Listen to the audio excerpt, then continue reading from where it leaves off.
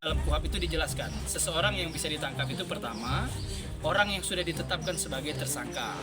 Kedua, orang itu tertangkap tangan sedang melakukan tindak pidana. Nah, sedangkan terhadap tersangka dan suami atau keluarga para pemohon ini tidak memenuhi kriteria yang saya sebutkan tersebut. Hari ini agenda sidang pra peradilan atas nama tersangka Imran Zain, yang dimana hari ini agendanya sidang pertama, yang dimana para pihak dari kepolisian Serlangun tidak hadir, dan akan dilanjutkan agenda selanjutnya di tanggal 18 Februari 2026. Tetap semangat berjuang keadilan, salam keadilan.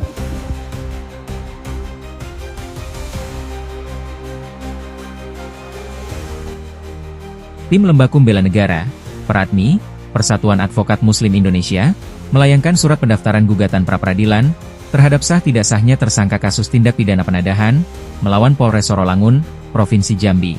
Di waktu yang bersamaan, tim Lembakum Bela Negara juga melayangkan surat pendaftaran gugatan pra-peradilan yang didaftarkan bersamaan dengan gugatan pra-peradilan kasus 12 tersangka warga Tebing Tinggi, Desa Tanjung Harapan, Sekonyer, Kecamatan Kumai, Kabupaten Kota Waringin Barat, Provinsi Kalimantan Tengah, melawan tim kepenegakan hukum Kehutanan Kalimantan Tengah. Gugatan didaftarkan, terverifikasi pada tanggal 28 Januari 2026, sidang terjadwal dimulai pada hari Senin, tanggal 9 Februari, hingga Jumat tanggal 13 Februari 2026. Hasil putusan akan dibacakan pada hari Rabu, tanggal 18 Februari 2026. Dalam hal ini, tim perwakilan dari Lembakum Bela Negara menyampaikan bahwa keadilan harus ditegakkan, utamanya bagi masyarakat kecil yang awam akan hukum, agar mendapatkan keadilan sosial bagi seluruh rakyat Indonesia. Jangan ada lagi kepenegakan hukum cacat formil, intimidasi dan kekerasan. Kita dukung kepenegakan hukum tanpa menumbalkan masyarakat kecil dan cacat prosedural. Kita junjung tinggi praduga tak bersalah dan hak asasi manusia. Hukum harus tegak lurus, adil dan manfaat. Hukum tertinggi adalah nurani. Kalau kita lihat itu alasannya itu karena mereka ini melakukan tindak pidana pengerusakan hutan atau lingkungan hidup. Cuma banyak kejanggalan. Jadi kejanggalannya seperti ini. Laporan polisinya itu tanggal 20. Sedangkan mereka ini ditangkap tanggal 19. Dan yang lucunya lagi itu penetapan tersangkanya dan penangkapannya, surat penangkapannya itu di tanggal 21. Seharusnya kan kalau memang dia ditangkap di tanggal 19, harus keluar surat penangkapannya itu di tanggal 19.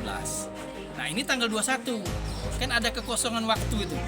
Nah terus yang kedua itu tadi saya bilang, seorang yang ditangkap itu diberikan surat penangkapannya, dia melanggar tindak pidana apa. Nah pengecualian orang tertangkap tangan. Sebenarnya PPNS itu dilarang melakukan penangkapan, dia harus berkoordinasi dengan penyidik Polri. Mereka ada hak prerogatif untuk menangkap? Tidak ada.